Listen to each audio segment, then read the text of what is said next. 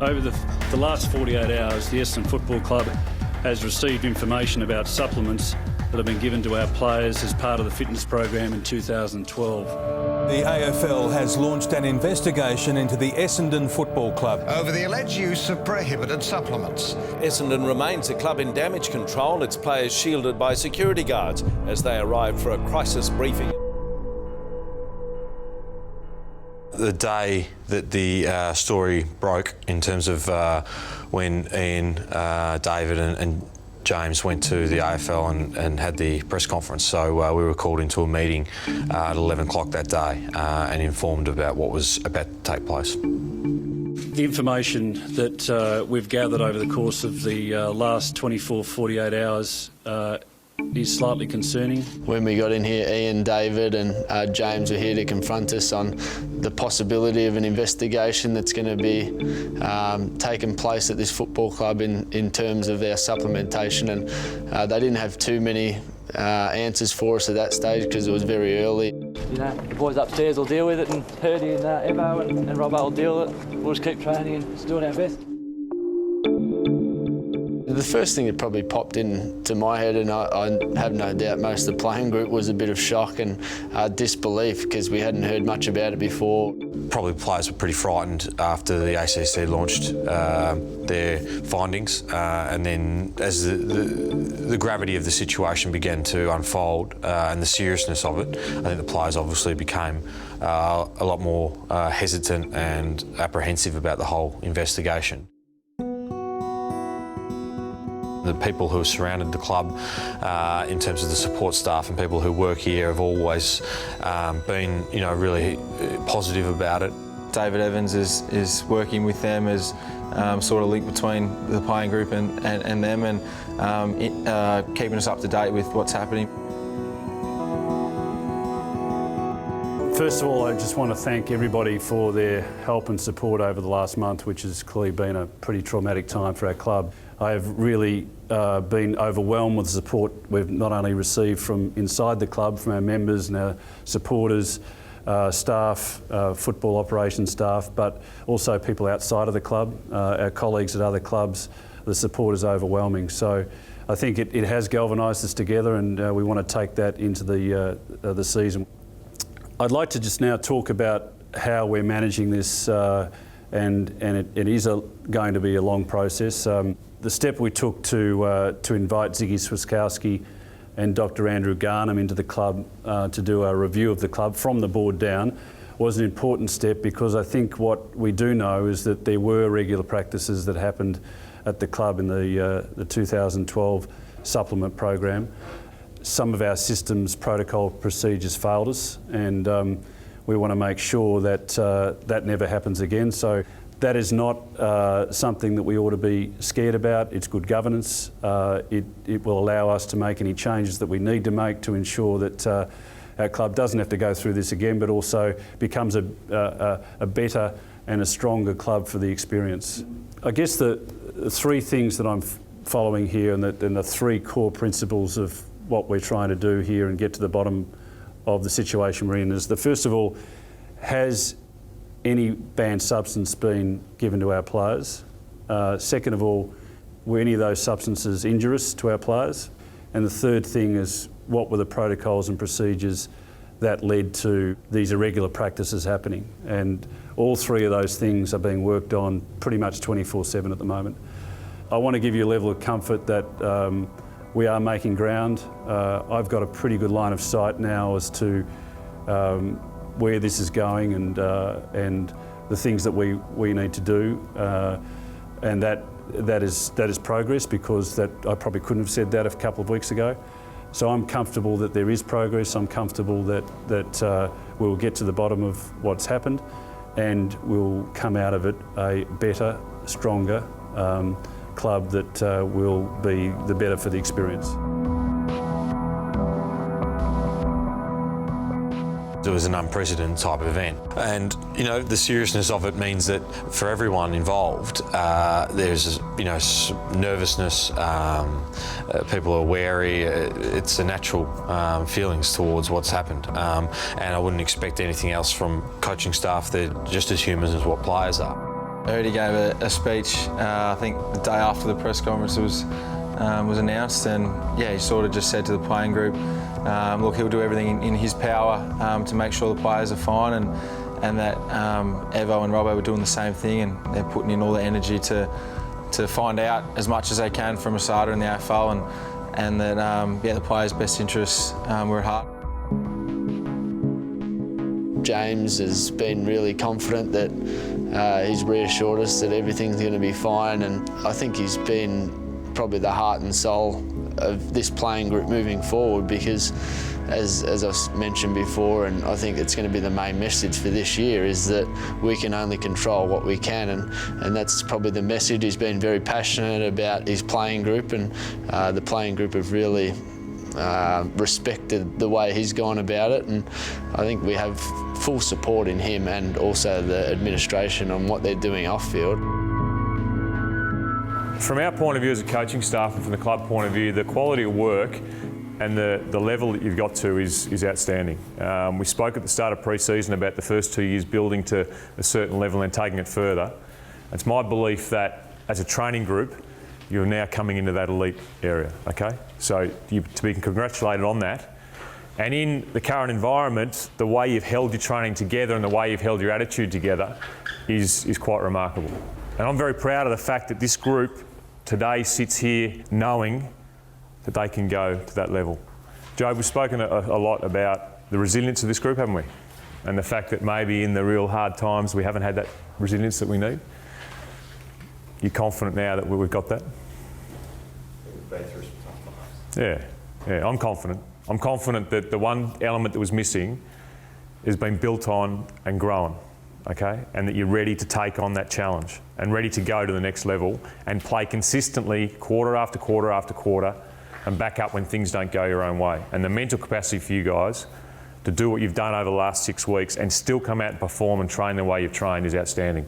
Today is a very important session because today brings it all together. We're going to try some things, we're going to put our pre-season together, so there's no excuse as to why this session should drop down here. I want it right up there. It's going to have a great session. All right, boys. Go on, Paddy. Get your space, mate. Get your space. Own the space. Good boy. Let's go. Well done, Courtney. This is for 9. This is for the lead. It wobbles, but it's there. It's important for the playing group to stick together, and that's probably the most important thing, and that's what we've done. It's been good to get away as a playing group. It probably taken the focus off, and I don't think there's any good time for this sort of stuff, but it has come at a good time that we've started playing games, so it has sort of shifted the focus.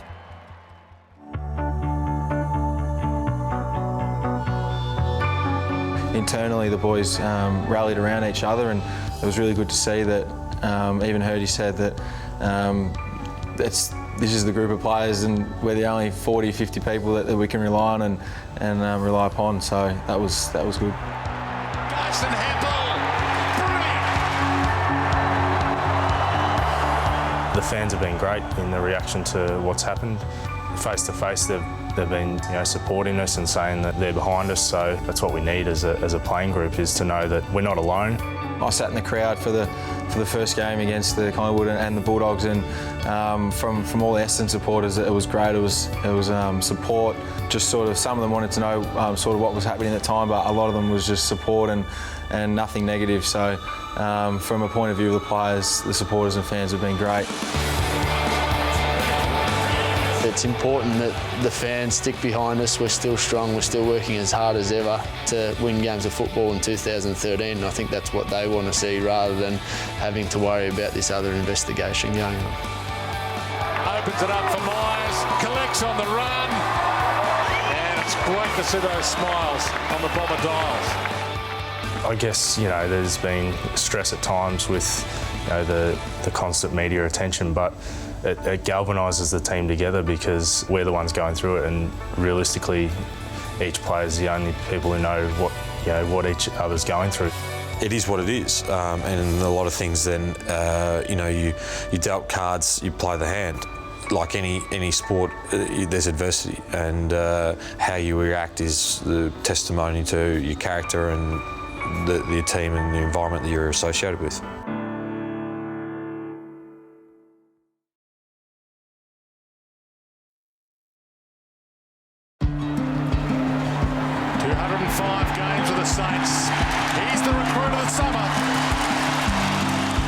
Goddard is an outstanding player, just outstanding talent, character. You know, watched him from afar and just loved his drive and personal desire to be a great player. There was multiple reasons why I thought Essendon was a good suit for myself. I thought they could benefit my football, make me a better football player and a better person. And Goddard's nailed it. I thought that the team, too, being such a young list, were in a really good position to try and improve on last year and a couple of years previous in terms of their performance, and in a pretty strong position to challenge for a finals berth.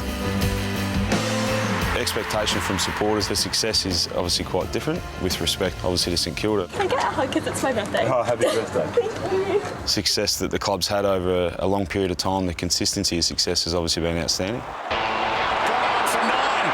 My hopes for the season is obviously just to find a consistency in my footy, and then for the team to be the same for them as well. And obviously, based on the last couple of years, it's important that the club and the team really improve and strive to, you know, be knocking on the door of the top 4. Number 9, Brendan Goddard. The club's done a great job, along with the players, in making me feel as welcome as possible. I think the initiation for me at Colorado with 10 of the guys really helped that, because I was able to spend pretty much every day with 10 of the boys and become closer to them. And then coming back to Melbourne, it made my initiation to the rest of the group a lot easier. I knew Job and Stance from junior days, went to Ireland with Stance, and I knew Job for quite some time as well. I was a close family friend, lived 2 doors down from the Watsons, Sandringham. So, and then, yeah, as I said, you gravitate towards the midfielders and Zaharakis and Heppel and a few of those guys. I was pretty excited. It's been a while since I've been away for a training camp. It was actually a long time ago with Grant Thomas. He's the one that kind of initiated overseas training camps. So it was quite exciting. It was the first time the boys had really done it as well, and the first time I'd experienced altitude training as well. Short and sharp. Boxing's never easy. So our last hike was our hardest. It all began. There's a few guys mentally just getting a bit tested and a bit fragile. There was Zaharakis and Melstrom, just to name a few, and even the skipper had a bit of altitude sickness at the very top of the mountain when we reached 3,800 metres. Justin Crowe, the fitness guy that came along with us, suggested that we could go further and wanted to, and there's a few explicit words and a bit of language come out of Joe's mouth towards Crowe about we won't be doing that. So Joe just had a bit of altitude sickness at the top of the mountain, which is quite amusing, but quite serious at the same time as well. So this little contraption you put over your finger, and it gives you your oxygen levels in the blood and your resting heart rate, which we have to do. But this number here, the higher the better. That's the reason why we're here at altitude. Just trying to get more oxygen in the blood, so therefore it carries more red blood cells to the working muscles. And this one here is the resting heart rate. And because I'm probably talking, it's a little bit higher than normal, but that should get down to about 54, and that should hover about the same. The daily testing is part and parcel of what today's game's about. It's all about finding an edge and preparing us athletes for training, particularly with the hydration and oxygen levels and heart rates in the morning. So it's more about seeing if we're prepared for training and then how we can get the best out of ourselves during training. As you can see here, this inviting cup is full of urine. And I've got to test my USG levels, my hydration levels. With this little contraption measures, and the idea is to be under 1.020, and I'm actually right on the mark. The training staff are pretty adamant that it's beneficial, so even 10, 12 years ago, guys would have been rocking up on a Monday morning still with probably alcohol in their urine, so it wouldn't have probably worked. But those days are gone now, but there's definitely that level of professionalism that's expected throughout the club.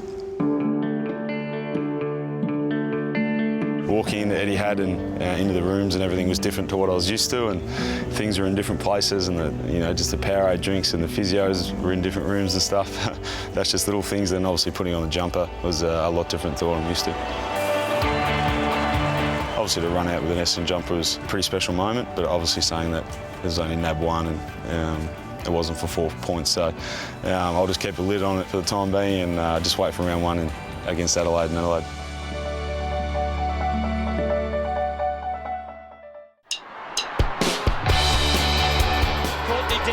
Under 3 minutes remaining. He goes for broke. It's a terrific kick from Dempsey. He comes up with a little something. Last time we were in LA was an absolute thriller. Started off the game really well, just couldn't hold on towards the end, but the boys went over there with a clear plan, clear directive of how we wanted to play. They executed exceptionally. It was probably one of the best games we've been involved in for the year. It was one of those seesawing events, and Unfortunately for us, we didn't get across the line, but gives us great confidence going over there again. 3, 2, 1, it is over! I'm not sure who deserved it, but the Crows have got the 4 points in the bank.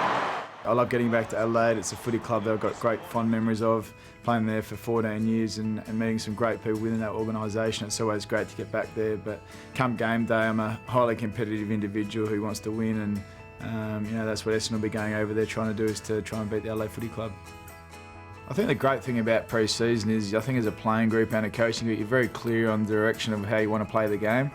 You know, we've worked on some very specific things over the summer. You know, we were very poor in our defence last year, and we really wanted to improve that. So we spent a lot of time on that, and coming into round one, that's very fresh in their minds. You had a lot of time to prepare for your opposition. You've had a lot of time to prepare the way you want to play, and I think that's the great thing about round one. Every team gets to play the way they want to play. The ball's out. It's all Essendon at the back. Dempsey. There's no doubt it's going to be a contested ball game. You know, every game that Adelaide played in last year, they were very high in contested ball. They were a very good stoppage team, and you know, when we went over there late last year, we knew that was going to be the case, and it was an area that we're going to need to be very good at. And it's no different again in round one. Every time you play round one, it's like a finals type game. The intensity is high, and the contested ball is a really important stat that you want to win. Alex Brown's already kicked one marvellous goal. That one is high in the air, and somehow it gets home. Jubilation for the Bombers, they're in front again. Ideally, you'd love to play at home, but you know, that's the draw, that's the AFL, and you know, we've been drawn to play in Adelaide, and we're just looking forward to getting over there and getting away and playing some real footy now. You know, we've played 3 trial games that we've been relatively happy with the way we've performed, but you know, with the club's position at the moment, we just want to go over there and put a really strong performance forward for the footy club. And would you believe it? Adelaide are in front. There's no doubt their midfield group, to me, is a standout within the competition. You know, their ruckman, Sam Jacobs, has had a sensational year last year, and he's someone that's really instrumental to their stoppage work. So he's someone that we certainly would like to get on top of. He's a quality player, but we feel with Tom Bell-Chambers, David Hill and Paddy Ryder that we've got 3 genuine options there to ruck against him. Patrick Dangerfield, how electrifying he can be. He can be a match winner straight away. Scott Thompson, Richard Douglas. They've got a lot of depth. Matthew Wright that goes through their midfield of really high quality. Bernie Vince. So they're probably the guys that we're really looking at, and it's going to be really important for our midfield group to lay a good foundation for our team if we're going to have the result that we're looking for. Aggressive stuff from Melksham to set this up, and it's young Alex Brown who fires away at goal.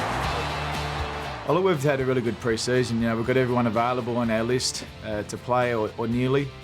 So we feel confident where our list is at. We've had a really solid pre-season.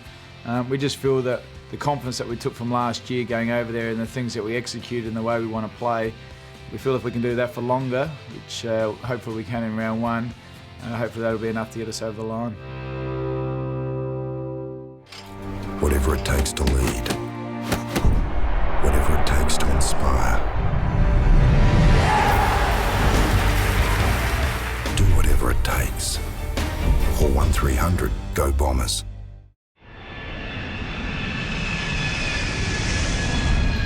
G'day Bomber fans, this is Nick Comma, number 38 for the Essendon Footy Club. Comma, and he makes him pay full price and sledges him. One thing you probably don't know about me is I love an iced coffee before a footy game. Ever since I was 13 I've been drinking iced coffee, so it keeps me on my toes, gets me ready for a game. Mrs. Antler out of the bag for this week.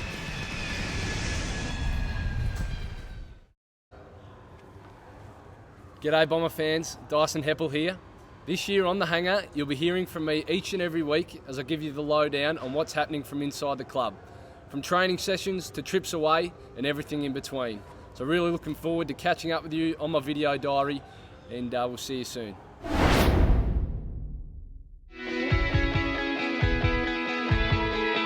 Peveril stands and delivers to the square. Lloyd! Matthew Lloyd! That's a car.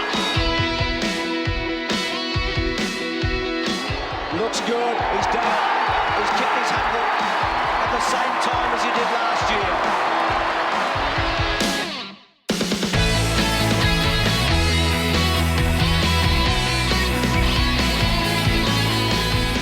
second and final man to be inducted as a legend into the Essendon Football Club Hall of Fame tonight is Matthew Lloyd.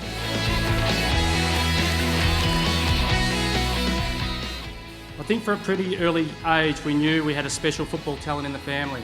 He always had the talent, but his drive was his greatest asset.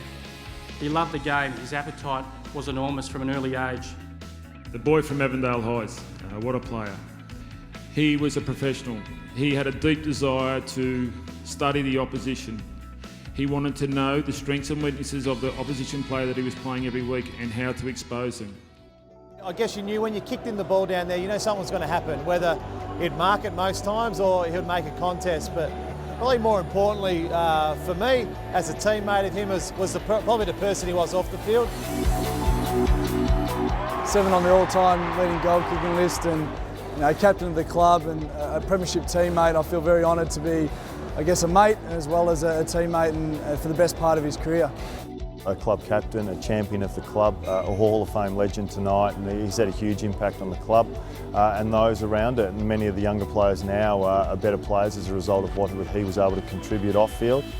I think it just brings back a heap of memories from my 15 years at Essendon, all the friendships that I made, and also the great times we had on the field and off the field. And 3 years later, it was just a huge thrill to receive the letter to say I'd be inducted as a legend alongside names that I'd never thought of or dreamt about that I'd be in that company. 2000 premiership is what you play footy for, and just that when the siren went and knowing in the last quarter that we'd won it, that's the biggest highlight. Captaining this great club after James Hird. The previous captains I had were Mark Thompson, Gary O'Donnell, James Hird, so 3 great names, and this just caps it off. I suppose this goes straight in the top 3 for sure. And it's gone almost all the way, and Lloyd finishes it off. I think I'm actually quite humbled to have said I played for the Essendon Football Club. At the time you're playing, you probably don't think like that, but the 16 premierships and all the finals that I got to play in as a result of being at such a powerful club who gave me everything I possibly could have asked for to be the best footballer I could be. I'm truly grateful for that. You can talk about legends, you can talk about superstars and champions. Well, Matthew's all of the above. Well done. Lloyd's down there, gathers. It's a backhand goal. That is the goal of the year. So I'm just so proud to be standing up here tonight, and even prouder to say I played for the mighty Essendon Football Club. So thank you very much. Thank you.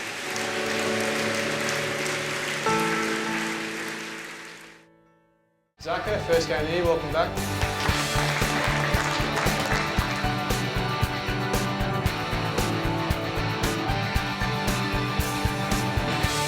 My aim was to get through this game and put myself up for next week, so do that, and it's up to the coaches, whatever they say.